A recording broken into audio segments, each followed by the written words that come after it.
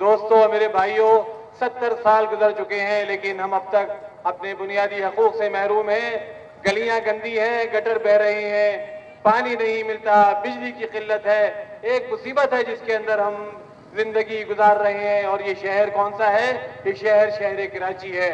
ان تمام مسائل کی جڑ اور ان تمام مسائل کی وجہ ایک ہی ہے، وہ یہ ہے کہ بددیانت قیادت ہمارے اوپر مسلط ہے۔ انشاءاللہ تعالی جماعت اسلامی نے جو مستقل اس جدوجہد میں مصروف ہے، اس جدوجہد کو مزید آگے بڑھانے کا فیصلہ کیا ہے۔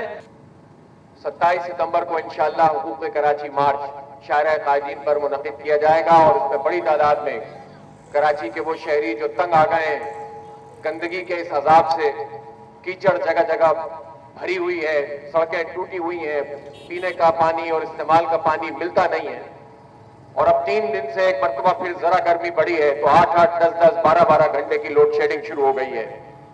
شرم کا مقام ہے کہ یہ کے الیکٹرک جو ہمارا اپنا ادارہ تھا، کہ یہ اسی کے نام تھا اس وقت اس کو جو حکمران جماعتوں تھیں اس نے فروخت کر دیا، اور اس فروخت کرنے کے بعد آج 15 سال میں یہ حال ہوا ہے کہ بدترین صورتحال سے ہم دوچار ہیں۔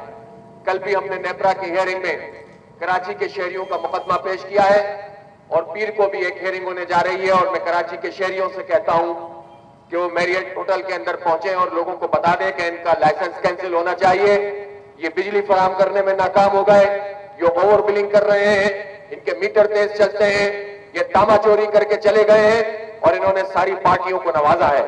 اور اس کے نتیجے میں صورتحال یہ ہے کہ ابھی پچھلی بارشوں میں جب ہم سب ڈوب رہے تھے، پورے شہر میں پانی تھا، لوگوں کا اربوں کھربوں روپے کا نقصان ہو گیا۔ ایسی صورتحال میں ہونا یہ چاہیے تھا کہ یہ سندھ حکومت ہو یا وفاقی حکومت، اس کا کام تھا کہ یہ لوگوں کے نقصانات کا ازالہ کرتے، لیکن ہم نے دیکھا کہ جس دوران میں ہم ڈوب رہے تھے، وزیر اعظم عمران خان صاحب اس وقت کے الیکٹرک کے بجلی کے ٹیرف میں اضافہ کر رہے تھے۔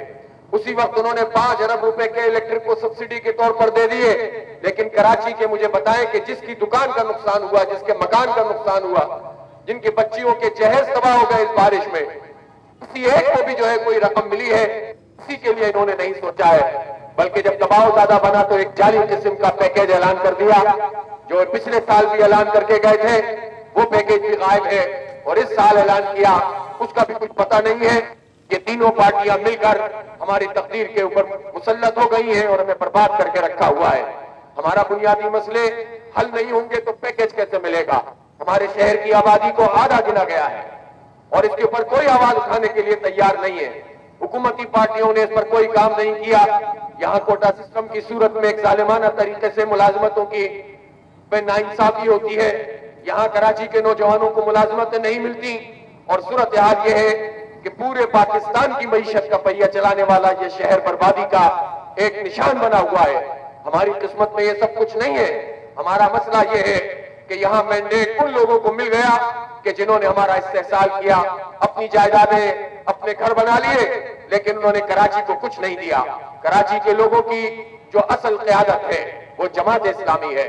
جماعت اسلامی کے پاس جب بلدیہ آئی ہم نے کام کیا ہے، نعمت اللہ خان صاحب ہو، عبدالستار افغانی ہو، آج بھی اس شہر کا مسئلہ صرف اور صرف جماعت اسلامی حل کر سکتی ہے۔